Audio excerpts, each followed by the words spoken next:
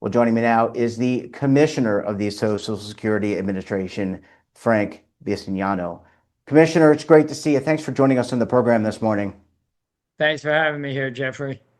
Yeah, absolutely pleasure. We really appreciate you spending a few minutes with us. I was hoping today, Commissioner, we could talk about some of the enhancements, both digitally and technologically, that have been made to the Social Security Administration. Let's start out with my first question, which is, has the Social Security Administration been updating its systems to account for the digital era, sir? 100%. I entered the job saying we were going to be a digital first agency, and our technology team's really risen to the occasion.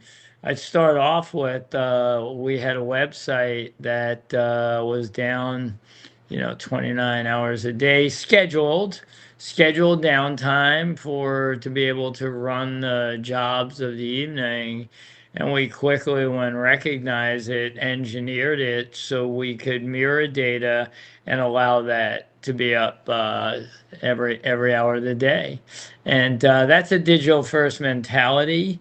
While doing that, we built a lot of online functionality that allowed people to be able to access their data or transact with us online. We like to believe that we're going to meet our clients where they want to be met. We have the Yeah. same And number of field offices as we had a year ago. We have built phone technology, and we have our website to access to be able to do transactions. I'm sorry, Commissioner, for interrupting you. That was not my intent.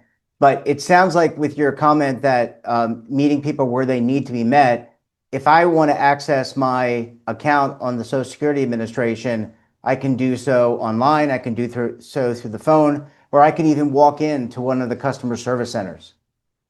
100%. And I think what's really important is that, we service every American, and we are in 100% of Americans' retirement plans. And yes, we pay 74 million Americans every month with an annual total of, over $1.5 trillion. But people need to get to their information not only when they're getting their benefits, but through their whole life cycle. And you could do that on the web, you could do it on the phone, or you can do it in person. And the fact of the matter is, we have over 100 million digital users. That was not the case over a year ago, right? And building out the functionality, making it easier, but always recognizing that sometimes people just want to come in person to a field office, and we will be there. Our phones are much more sophisticated than they were, allowing people to dial the phone and get access to information without talking to a person, or talking to a person if that's their choice. Yeah. Well, some people like to kind of mix it up. Sometimes they like to see people in person. Sometimes they like to go online, and sometimes they like to do all of the above. Let me ask you about checking your information. The Social Security Administration issues a statement, or at least produces a statement. Should I be, as a potential retiree, should I be checking my statement at least annually to confirm that the information is accurate? It's always good too. I mean, we find we have lots of users that look online more than a few times a year.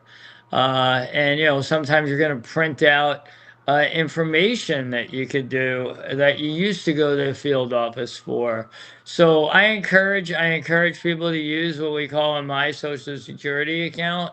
You can easily access it from our website, and it allows you to do over 38 transactions and see all your information quite every day. And to that point, Commissioner, what if I see something that's incorrect on my statement? How do I go about correcting that? Can I do that online, or do I need to go to Something, a? some your own items you can. In some cases, you may need to call us. In very, very, very limited cases, would you have to come in? Yeah. Okay. Well, that's certainly when you talk about that digital first mentality, really important. Let's talk about. I want to get into all these scams and frauds that's happening out in the world, mainly through the internet. But before I do, let's talk about data protection. How does you talked about the digital first for the Social Security Administration? How do you protect data like Social Security number, address, all that important indicative data that each one of us possesses? Well, first of all, I want to assure Americans that at the top of protect and preserve, which is one of the things we like to say about Social Security, and protect and strengthen is protecting PII, personal information. And, we have encryption on everything. We have lots of cyber tools. We believe in a platform of protect the perimeter and surveil the interior. And we'll use some of the finest tools in the industry. We've done a couple things in this administration to strengthen it.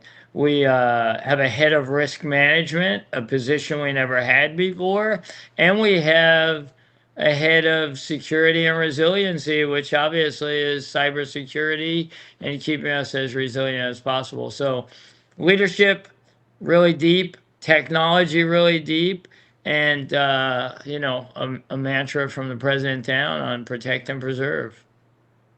Uh, Commissioner, I want to ask you about frauds and scams. There are a lot of bad actors out there, sir, both state sponsored and hacking rings out there. Uh, are you seeing just anecdotally or with data that there are a lot of scams?